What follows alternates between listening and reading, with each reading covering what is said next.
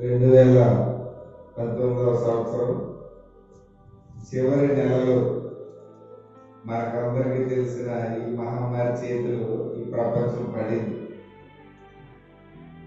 మన ప్రాంతము మన దేశం వచ్చేసరికి మార్చి నెల అయింది.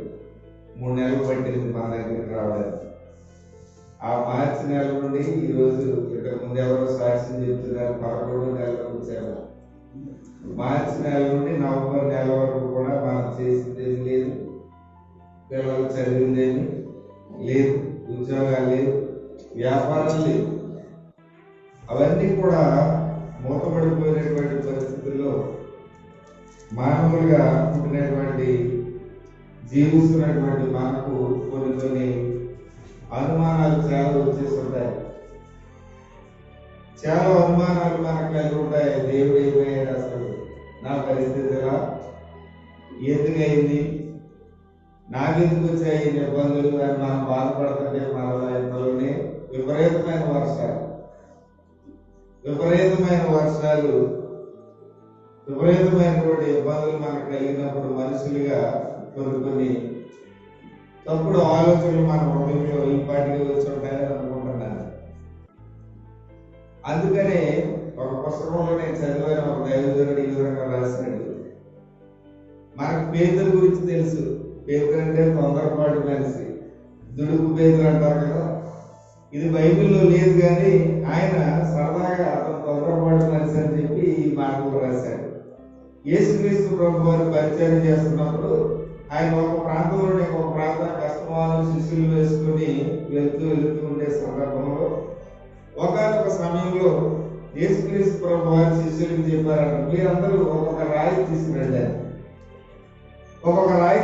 అని చెప్పినప్పుడు ఈ పేతురు మనసులో ఏం ఆలోచన వచ్చిందంటే, అవన్నీ చూశాడు కదా, యేసుక్రీస్తు చేసిన అద్భుతాలన్నీ చూసి మనం చాలా దూరం ప్రయాణం చేయాలి కదా, ఒకవేళ అడవుల్లో మనకు ఏదైనా ఆకలి అవుతుందని ఈ రాళ్ళను రొట్టిగా చేస్తాడేమో అని చెప్పి ఊహించి పెద్ద రాయి తీసుకెళ్ళాడు. అందరూనేమో చిన్న తీసుకొస్తే పేతురేమో పెద్ద రాయి తీసుకొస్తే దేవుడికి మనసు తెలుస్తుంది కదా.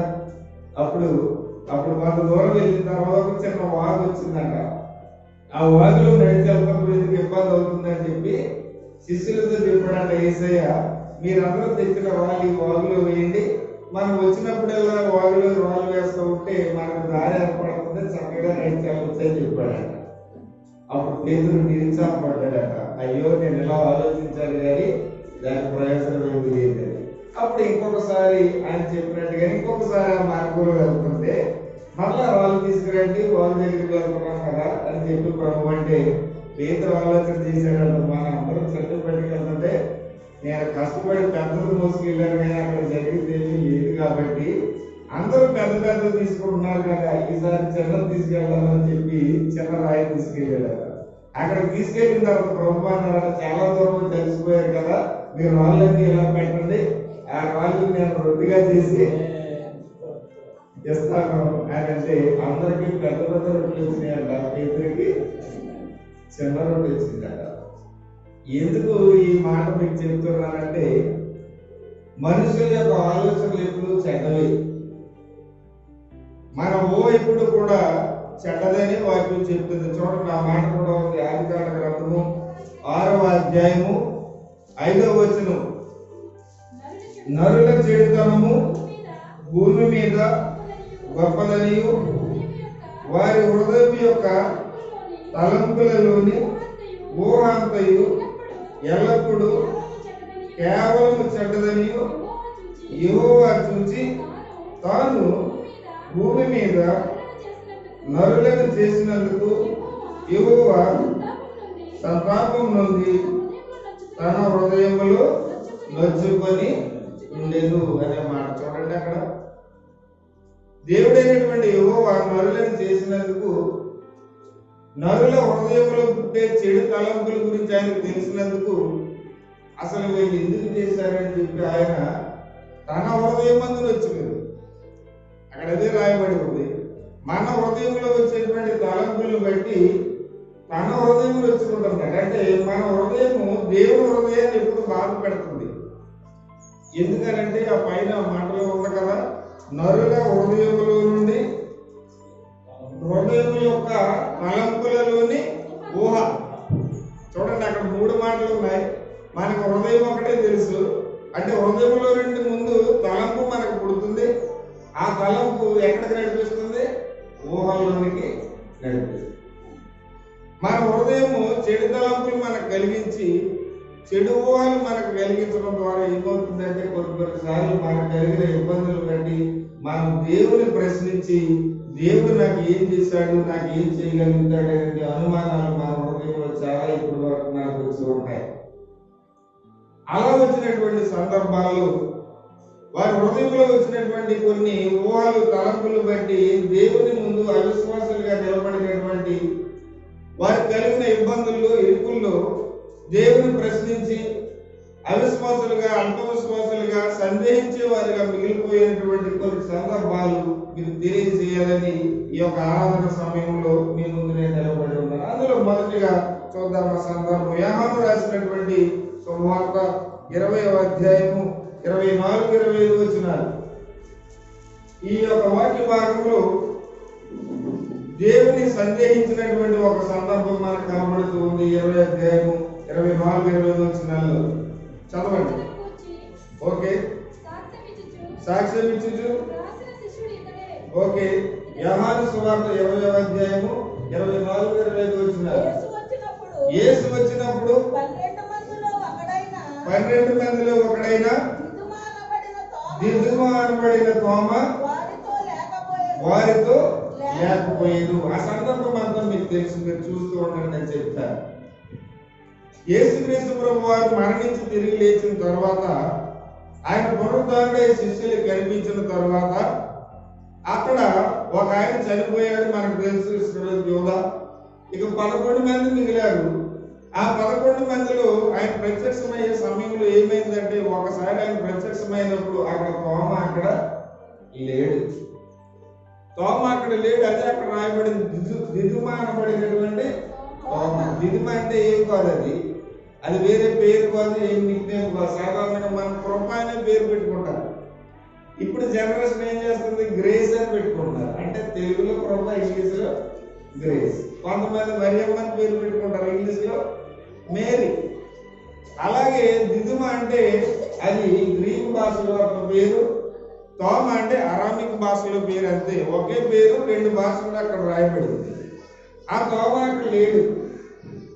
తోమ అక్కడ లేనటువంటి పరిస్థితుల్లో వారు అంటున్నారన్నమాట, యేసుక్రీస్తు ప్రభు వారు వచ్చారు, మేము అతన్ని చూసాము అని. అంటే ఆయన అంటున్నాడు, మీరు చూస్తే చూశారు కానీ నేనైతే ఏమంటున్నాను చదవండి.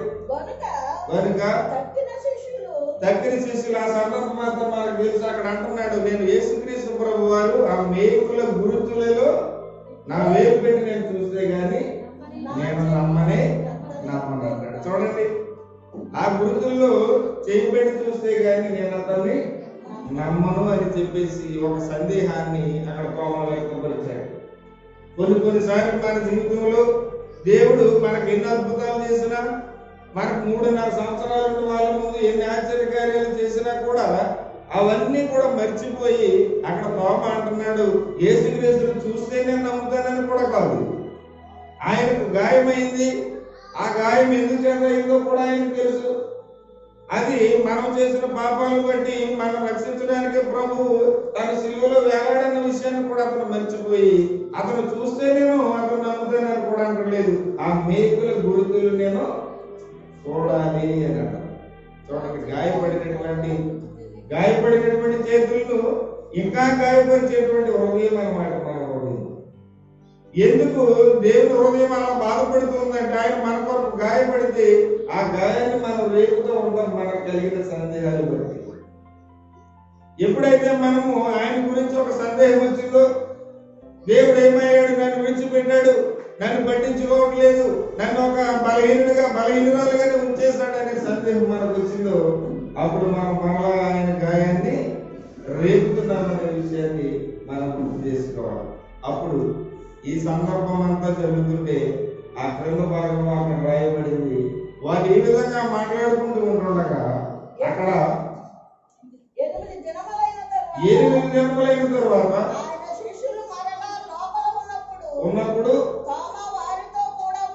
ఉండెను. తలుపులు మూయబడి ఉండగా యేసు వచ్చి మధ్యన నిలిచెను. చాలు ఆ మాట చూడండి. యేసుక్రీస్తు ప్రభు వారిని అక్కడ అనుమానించాడు తోమా. అతని గుర్తుల్లో నేను చేయబట్టి ఆయన పరీక్షించాలని చూస్తే అప్పుడు యేసుక్రీస్తు ప్రభు వారి శక్తిని అక్కడ కనపరుచుకున్నారు. ఏంటి చూడండి, అక్కడ తలుపులు వేసి ఉండగా ఆయన వచ్చి వారి మధ్యన నిలబడ్డాడు. అక్కడ ఆ గొప్ప విషయాన్ని మనం గమనించాలి. యేసుక్రీస్తు ప్రభు వారు మన వద్దకు రావాలంటే తలుపులు వేసి ఉండగా కూడా ఆయన మన మధ్యకు వచ్చి నిలబడతారు. తలుపులు వేసి ఉన్నాయంట. ఆయన తలుపులు వేసి ఉండగానే వారి మధ్యకు వచ్చాడంటే తలుపులు ఆయనకి ఏమి అడ్డము,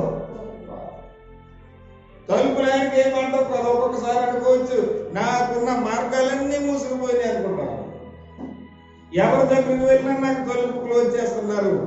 ఎవరి దగ్గరికి వెళ్ళి సహాయం అయినా, ఎంతమంది వైద్యుల దగ్గరికి వెళ్ళినా, ఎన్ని మార్గాల్లో ప్రయత్నించినా కూడా నా తలుపులు మూసుకుపోయినాయని మనం అనుకోవచ్చు. కానీ ఒక విషయాన్ని మనం గ్రహించాలి, ఆయన తలుపులు మూసి ఉండగా వారి మధ్యకు వచ్చి తలుపులు మూసి ఉండగా ఆయన రాగలుగుతాడు. అంత గొప్ప దేవుడు మనం విశ్వసించేటువంటి దేవుడు. సాధారణంగా నేను ఒక్కొక్కసారి ఇంటి దగ్గర చూస్తూ ఉంటాను, ఎప్పుడు అటు ఇటు వెళ్తూ ఉంటాం. ఆ పరిస్థితుల్లో ఎవరైనా ఈ కరపత్రికలు కానీ ఈ వివాహ పత్రికలు కానీ పట్టుకుని వస్తూ ఉంటారు. ఇంటికి వచ్చినప్పుడు అక్కడ నేను కనిపించకపోయినా, మా తాత ఎవరు కనిపించకపోయినా ఏం చేస్తారంటే ఆ డోర్ దగ్గర గొలుగు దగ్గర అలా గుచ్చెళ్ళిపోతారు. అంటే నేను ఎప్పుడు వచ్చినా దాన్ని చూసుకోవడం. అంటే వాళ్ళు వచ్చారు నన్ను ఆహ్వానించడానికి, తలుపేస్తుంది, వాళ్ళు ఏమీ చేయలేకపోయింది. ఇప్పుడు వాలంటీర్స్ వస్తున్నారు. వాలంటీర్స్ వచ్చి మనం చూస్తారు, తలుపేసి వెళ్ళిపోతారు. వీలైతే ఫోన్ చేస్తారు. ఫోన్ చేసిన తర్వాత మనం వాళ్ళకి అది అందుబాటులో లేవనుకోండి, మేము వచ్చాం, మీకు ఫోన్ చేసాం, తలుపులు వేసుకున్నాం, మేమేమి చేయలేమంట.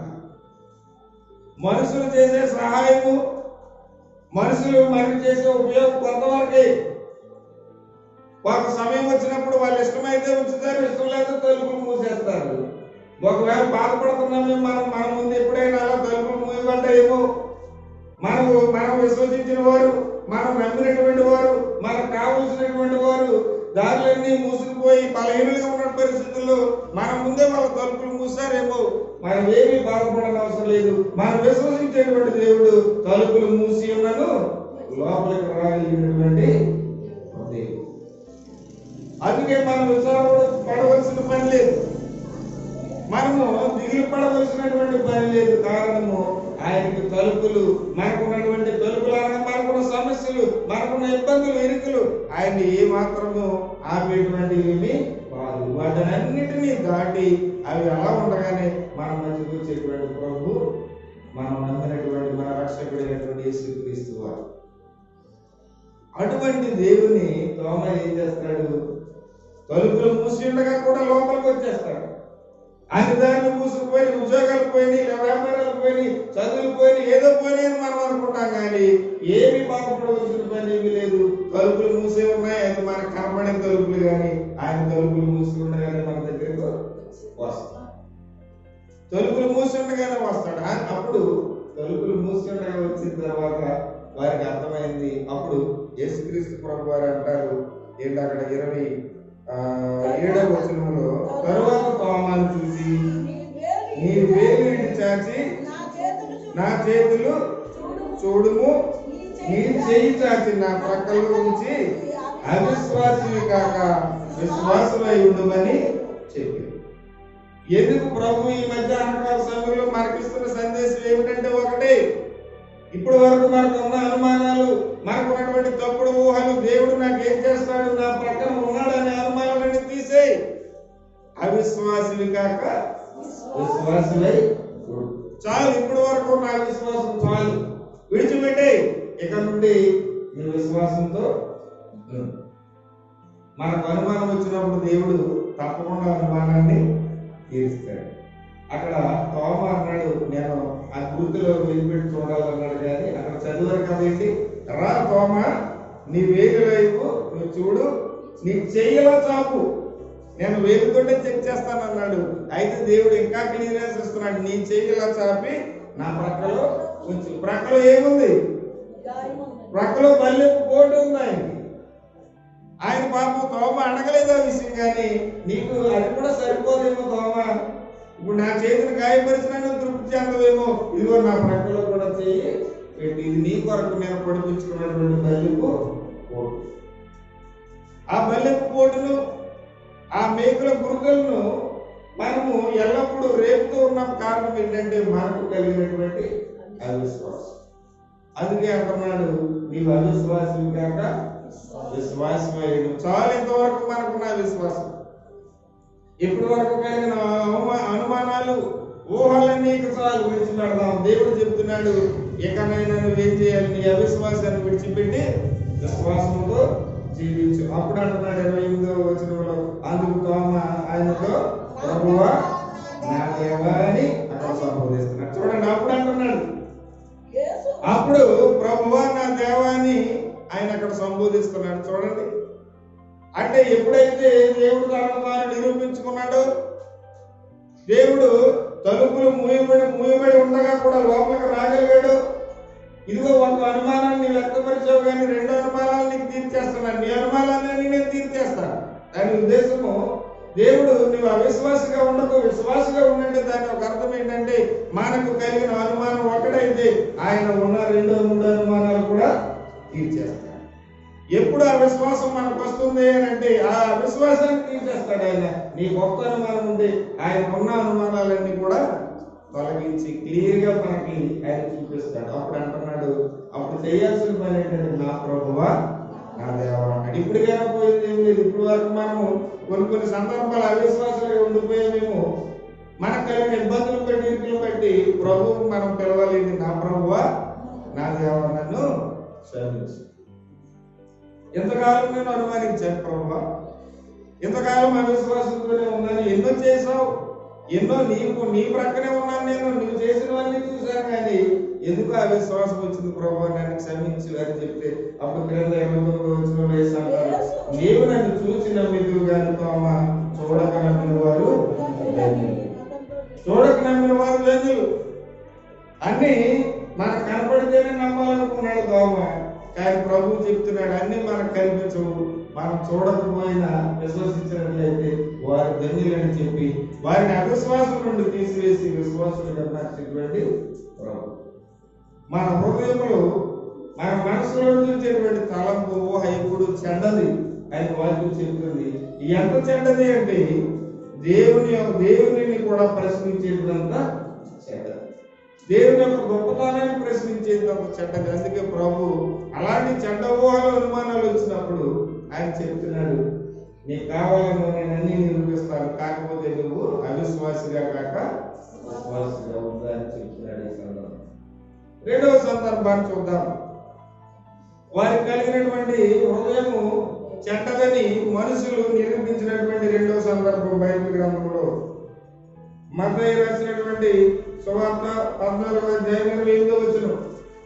మత్తయి రాసినటువంటి సువార్త 14వ అధ్యాయం 28వ వచనములో మనుషుల యొక్క హృదయము ఎంత చెడ్డదో, వారు ఎంత చెడ్డగా ఆలోచిస్తారో, ఎన్ని చేసినా, ఎన్ని మేలు అనుభవించినా, వారు ఒకనొక సమయం వచ్చినప్పుడు దేవుని ముందు నిలబడి దేవుని యొక్క గొప్పతనాన్ని కొలవాల్సిన పరిస్థితి వచ్చినప్పుడు అక్కడ తోమ అతను ప్రశ్నించాడు. అందుకని చెప్తున్నాడు, నీవు అవిశ్వాసాన్ని విడిచిపెట్టి విశ్వాసంగా ఉండమని. ఇక్కడ రెండవ భాగంలో మనం చూస్తే 14వ వచనంలో చదవండి. పేతురు, ప్రభువా నీవే అయితే నేల మీద నడిచి నీ యొద్దకు వచ్చుటకు నాకు సెలవిమ్మని ఆయనతో అనెను. ఆయన రమ్మను గాని పేతురు దోరి దిగి ఓకే నడిచెను, కానీ గాలిని చూచి భయపడి ఓకే.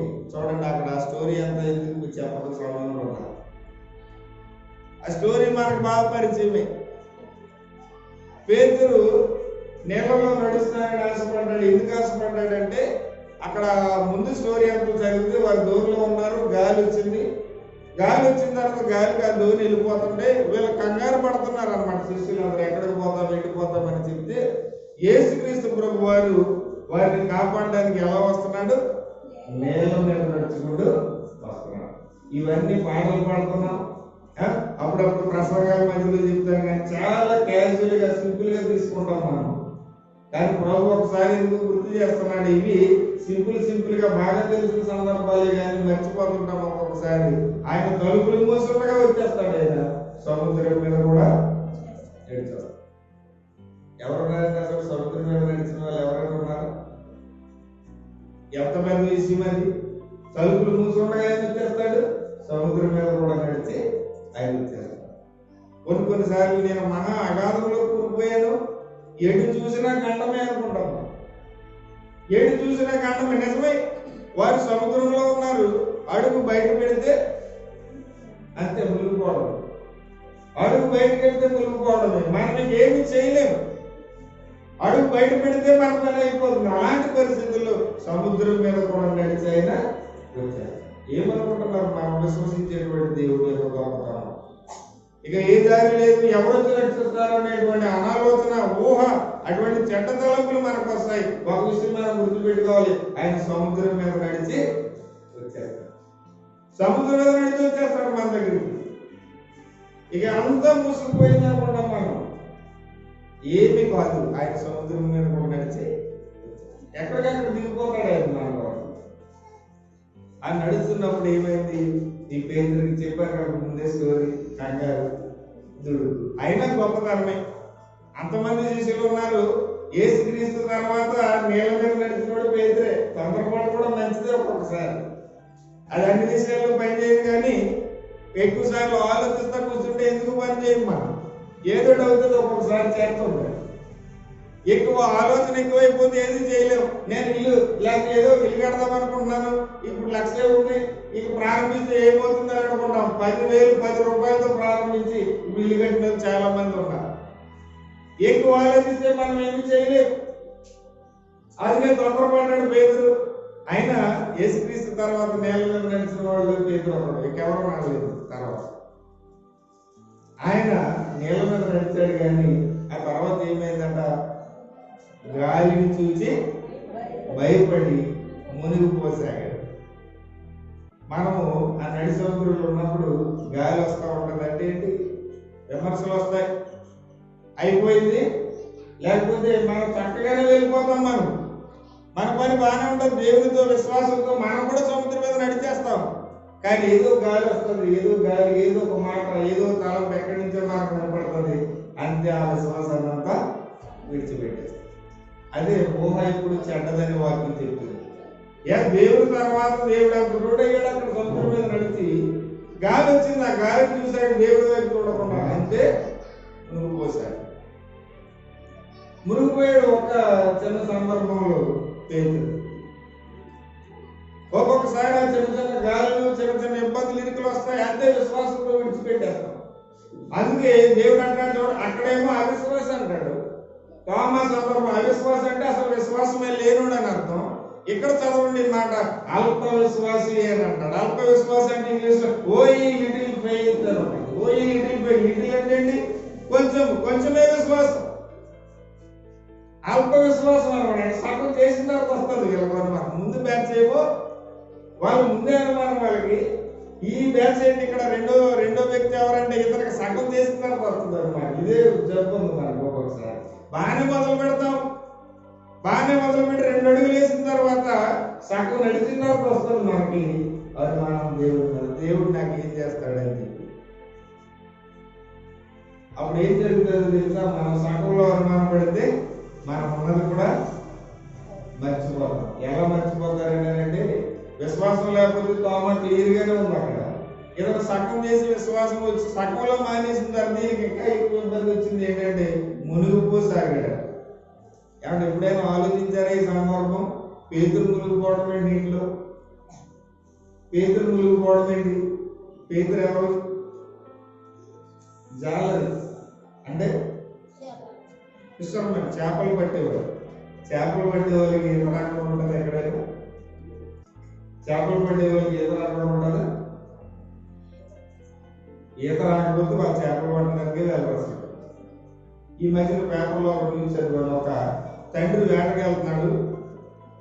ఒక 10వ తరగతి 9వ తరగతి చదివితే తన అబ్బాయిని తీసుకెళ్ళాడు వేట. వేటకు తీసుకువెళ్తే ఏమైందో అలలు ఇరుకులు ఇబ్బందులు అక్కడ ఏ ఉన్నాయి కదా సముద్రంలో. అయితే పడవ తిరగబడిపోయింది. పడవ తిరగబడిపోతే ఇతనైతే పెద్దవాడు కదా వేటగాడు, ఇతనికి ఈత వచ్చు. అయితే చిన్నవాడికి రావట్లేదు, కొంచెం కొంచెం వచ్చేమో కానీ ఈత లేకపోవడం. అయితే ఆ తండ్రి ఏం చేస్తాడు, కొడుకు చేయి పట్టుకుని చాలాసేపు ఇదికొచ్చాడు. చాలాసేపు పేపర్లో జరిగింది. పేపర్ ఎందుకు చదువుతారు, మీరు చదవాల్సి చూసే వేరే ఉంటాయి. చాలా కష్టపడి లాక్కొస్తే చాలాసేపు లాగాడు. అయితే నాన్న నన్ను తీసుకెళ్ళి ఇదిగో బాబు వచ్చేస్తున్నా అని చెప్పాడు. ఆ సందర్భం అంతా కళ్ళ కట్టినట్టు అక్కడ చదివినప్పుడు నాకే మనసు చదువురాకపోయింది. అదేదో మనకి ఫిల్మ్ మూవీస్ లో చూపించినట్టు ఉంది ఆ సీన్ అంతా కూడా. అలాగే లాగుతుంటే చాలా దూరం లాక్కొచ్చాడు. కానీ ఇక భరించలేదు. ఒక చేతి ఈత కొట్టడమే కష్టం, ఒక చేతితో పిల్లవాడిని పట్టుకుని ఈత కొట్టడం అంటే ఇంకా కష్టమైంది. ఏదో ఒక పెద్ద ఆలోచన పిల్లవాడిని విడిచిపెట్టేశాడు. అయితే పిల్లవాడు పోయాడు కదా, నేను కొంత కుటుంబం ఏమవుతుందని ఆలోచించి ఇతను ఏకొచ్చు కాబట్టి ఈదుకుంటూ ఒడికి వచ్చి బోర్ని విలపిస్తున్నాడు. అయ్యో నా కుమారుడిని నేను కాపాడలేకపోయాను. ఎందుకు ఈ మాట చెప్తున్నానంటే, వేటకు వెళ్ళే వారికి తప్పకుండా ఈత అనేది వస్తుంది.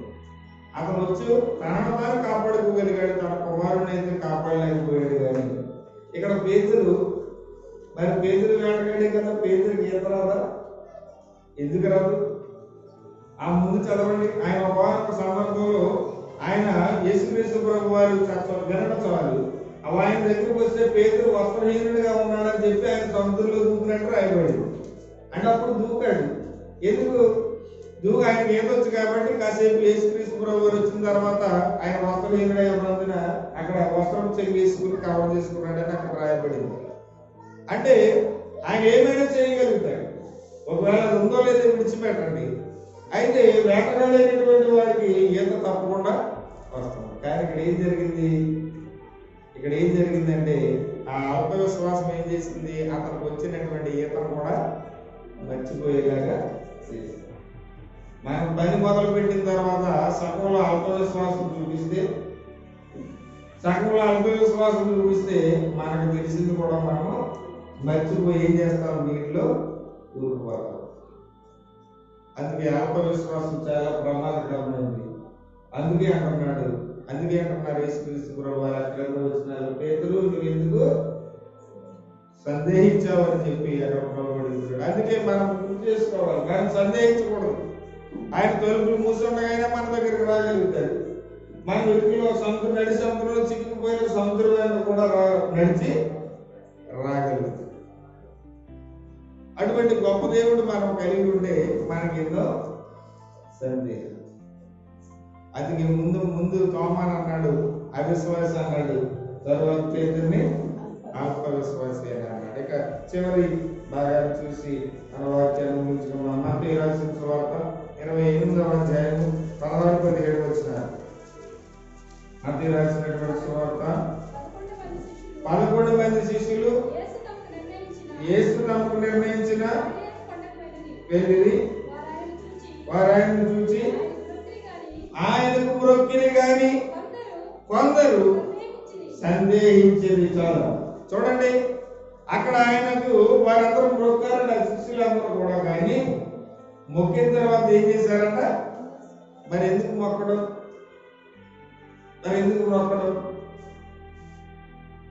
అంటే ఏదో మొక్కుబడి పనులు అంటారు కదా, మొక్కుబడి అంటే అదేనే మొక్కవలసి, ఏదో నామమాత్రపు మొక్కుబడులు అనమాట. ఏదో రావాలి కానీ రావడం, కూర్చోవడం వెళ్ళిపోవడం కాదు. ఆయనకు మనం మొక్కామంటే తప్పకుండా ఆయన మనము విశ్వసించాలి. వారు ఆయనకు మొక్కిని కానీ ఆయన ఏం చేశారు? సందేహించారు. అప్పుడు క్రింద వచనాలు ప్రభు అంటున్నాడండి, వారి యొద్దకు వచ్చి భూలోకమందును పరలోకమందును భూలోకమందును నాకు సర్వాధికారము ఇయ్యబడి ఉన్నది, కాబట్టి మీరు వెళ్ళి సమస్త జనులను నాకు శిష్యులుగా చేయండి. చూడండి, అక్కడ చాలా వచనాలు అక్కడ రాయబడ్డాయి. ఒకవేళ నా దేవుడు గొప్పవాడని సువార్త ప్రకటించడానికి లేకపోతే ఆయన్ని నమ్ముకోవాలని చెప్పడానికి మనం ఆలోచిస్తూ ఉన్నాము. అందుకే ప్రభు గుర్తు చేస్తున్నాడు, భూమి మీదను పరలోకమందు రెండింటి మీద కూడా నాకు అధికారము ఇవ్వబడింది. కాబట్టి మీరు ధైర్యంగా వెళ్ళండి, సర్వలోకానికి వెళ్ళి నా కొరకు అనేక మంది శిష్యులను చేయుడి అని అంటున్నాడు. మనకు ఆ సందేహం ఏమి ఉండనవసరం లేదు. నాకు ఆ సందేహము మనం మొక్కుదాం కానీ సందేహపడే వరకు మనం ఉండకూడదు. అందుకే అన్నాడు, వారు మొక్కారు కానట ఆయనను సందేహించారు. అందుకే దేవుడు చెప్తున్నాడు, నాకు పరలోకమందు భూమి మీద రెండు చోట్ల అధికారము వస్తుంది. ఇప్పుడు రెండు చోట్ల అధికారం కలిగిన వాడు మన పక్కన ఉంటే మనకి ఏంటి భయం? ఇక్కడ ఉంటే ఇక్కడ ఆయన చూసుకుంటాడు, అక్కడ పోతే ఆయన చూసుకుంటాడు. కాబట్టి మనకి ఏమి ఉండకూడదు, సందేహము ఉండకూడదు. ముందుగా వారు అవిశ్వాసం చూపించాడు తోమ, తర్వాత పేతురు అల్ప విశ్వాసము. ఇక్కడ శిష్యులు ఏం చేశారు? సందేహము. ఎందుకు ఇవన్నీ వస్తూ ఉన్నాయంటే మనం ముందుగానే వాక్య భాగంలో చూసాం. ఏమిటి ఆ మాటలు అంటే, నరుని హృదయంలో నుండి పుట్టు తలంపులలోని ఊహ ఎప్పుడు చెడ్డది. ఆ తలంపులు, ఆ ఊహలు మనల్ని ఎప్పుడు చెడుదారిలోనే నడిపిస్తాయి. కానీ మనం దానిని ఎదిరించుకొని దేవుడు మనకు అనుగ్రహించినటువంటి పరిశుద్ధాత్మ యొక్క సహాయాన్ని మనం పొందుకొని, ఆదరణకర్తను మనకు అందుబాటులో ఉన్నాడు కాబట్టి ఆయన పైన మనం ఆనుకొని, మనకు ఏ ఇబ్బందులు వచ్చినా అవిశ్వాసంతో కాక విశ్వాసంతో ఉండి, ఒకవేళ అన్ని దారులు మూసుకుపోయినాయని నీ శత్రువులు సంతోషించవచ్చు, అనేక మంది నిన్ను చూసి నవ్వచ్చు. కానీ అక్కడ ప్రభువు చెప్తున్నాడు, ఎన్ని తలుపులు, ఎంతమంది ఏ తలుపులు మూసేసినా, ఎన్ని దారులు మూసేసినా అవి మూసుండగానే నేను నీ దగ్గరికి వచ్చేస్తాను. నీవు నమ్ము, నన్ను నమ్ము, నమ్మిన వారికి సమస్తము నేను ఇస్తానన్నా. ఆయన నమ్మటమే, ఆ విశ్వాసాన్ని తీసేయడమే. తర్వాత పేతురు ఏం చేశాడు? దేవుడిలాగా చేయాలనుకున్నాడు, చక్కగా చేశాడు. కొంచెం దూరం ప్రయాణం విశ్వాసంతో, ఇంతలోనే ఆ గాలిని చూసి అల్ప విశ్వాసము వచ్చింది. అల్ప విశ్వాసం వచ్చిన తర్వాత అతనికి తెలిసినటువంటి విద్యను కూడా అతను మర్చిపోయి మునిగిపోయినట్టుగా అక్కడ రాయబడింది. ఎప్పుడైతే మన పని ప్రారంభించి మధ్యలో అల్ప విశ్వాసాన్ని మనం కనపరిచామో, మనం చేయాలనుకున్నది, మనకు వచ్చింది కూడా, మనకు కలిగింది కూడా మనం మర్చిపోయేటువంటి ఆ యొక్క చెడు తలంపులు మన హృదయంలోనికి వచ్చేస్తాయి. అందుకే అల్ప విశ్వాసం అనేది ఉండదు. అల్ప విశ్వాసం కాకుండా విశ్వాసం అనేది ఉండమని ప్రభు చెప్తున్నాడు. చివరిగా 3వ విషయంలో మనం చూసాం, వారు వచ్చి ఆయనకు మ్రొక్కారు కానీ ఆయనను సందేహించారు.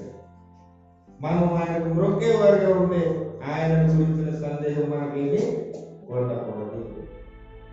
ఆ సందేహం లేని వారిగా మన జీవితాలు ముందుకు తీసుకువెళ్ళి గొప్ప క్రైస్తవ వీరమనిగా మన జీవితాలు ముందుకు వెళ్ళాలని తెలియజేసి నా మాటలు ముగిస్తున్నాను. చాలా వంచండి, ప్రార్థన చేసుకున్నాం. పరిశుద్ధుడైన తండ్రి, ఇంతవరకు ప్రభువా మా యొక్క హృదయముల స్థితి, మా తలంపుల యొక్క ఊహలు ప్రభువా ఎంత చెడ్డవో, ఏ విధంగా మమ్మల్ని భ్రష్టత్వంలోనికి నడిపిస్తాయో మాకు నేర్పించిన దానికి మీకు వందనాలు. అవును ప్రభువా, అలనాటి తోమ యొక్క హృదయంలోని తలంపులోని ఊహ నిన్ను ప్రభు సందేహించేలా చేసింది. ప్రభు అవిశ్వాసగా మార్చింది నాయన తండ్రి. ఆఖరికి నీ గాయాన్ని రేపాలనేటువంటి ఆలోచన కూడా అవిశ్వాసం ద్వారా తోమకు కలిగింది. కానీ నువ్వు అతను విడిచిపెట్టలేదు. అతను అవిశ్వాసంతో ఉన్నప్పుడు తలుపులు మూయబడి ఉండగా తలుపుల్లో లోపలికి మీరు వచ్చినట్లుగా నీ వాక్యంలో రాయించావు. ప్రభు, మేము అవిశ్వాసులమై ప్రభు వెనకడుగు వేస్తున్నప్పుడు నాయన అన్ని దారులు మూసుకుపోయి నేను మేము అనుకున్నప్పుడు కూడా నాయన నీ మూసుకుండగానే మా అందరికి వచ్చేటువంటి దేవుడు అని మీరు నమ్మితే సమస్తము మీకు సాధ్యమని ప్రభు మాకు గుర్తు చేసినందుకు వందనాలు తండ్రి. రెండవగా పేరు జీవితాన్ని చూసాం. తాను చక్కగా నీ వలే ప్రభు సముద్రంపై నడిచే గొప్ప ఆధిక్యత పొందుకున్నాడు. తొందరపాటు పడైన అయినప్పటికీ మధ్యలో తన గాలిని బట్టి, ఇచ్చిన గాలిని బట్టి అల్ప విశ్వాసాన్ని చూపించాడు. తండ్రి, మా యొక్క ప్రయాణంలో, మా జీవిత విధానంలో నాయన నిన్ను నమ్ముకుని మేము ఏదైనా పని ప్రారంభించినప్పుడు మధ్యలో నిన్ను అనుమానించే వారిగా ఉంటే ప్రభా మేము నీటిలో మునిగిపోతాం. ప్రభా మాకు వచ్చినటువంటి పనిని, వచ్చిన అనుభవాన్ని కూడా మేము మర్చిపోయి రక్షించమని కేకలు పెట్టేటువంటి పరిస్థితి మాకు కలుగుతుందని మాకు గుర్తు చేసావు. అవును ప్రభా, అల్ప విశ్వాసులుగా కాకుండా స్థిరమైనటువంటి విశ్వాసము కలిగి బలమైనటువంటి ప్రభా విశ్వాసులుగా ఉండడానికి మీరు కృపను అనుగ్రహించండి. అదిగో నాయన శిష్యులు నీకు మ్రొక్కారు కానీ ఆయన సందేహించారని ప్రభా అవును ప్రభా, నేను మొక్కుకునే వారు ఎవరికి కూడా సందేహం ఉండకూడదు. కారణము పరలోకమందును భూమి అందును నీకు సర్వాధికారము ఇవ్వబడిందని మాకు గుర్తు చేశావు. అవును ప్రభా, నీవు సర్వాధికారివి, మాకు ఏమైనా చేయగలిగినటువంటి సామర్థ్యులు, పరమందును భూమి అందులో ఉన్న సకల ఈవులు మాకు అనుగ్రహించగలిగిన వాడు అని మాకు జ్ఞాపకం చేసిన దాన్ని బట్టి మీ మమ్మల్ని స్తోత్రాలు చెల్లిస్తూ, మా హృదయాలు ప్రభా ఇటువంటి తలంపులు చెడు ఆలోచనలు మాకు వచ్చినప్పుడు వెంటనే నీ వద్దకు వచ్చి వాటన్నిటిని కూడా తొలగించుకొని అవిశ్వాసాలు, అల్ప విశ్వాసాలు, సందేహాలన్నీ కూడా తీసివేసి నీ స్థిరులై బలవంతులై జీవించేటువంటి కృపను మాకు అనుగ్రహించమని మా ప్రభువును రక్షకుడైన యేసుక్రీస్తు వారి నామమున ప్రార్థించి అడిగి వేడుకొనుచున్నాము పరలోకపు తండ్రి. ఆమేన్.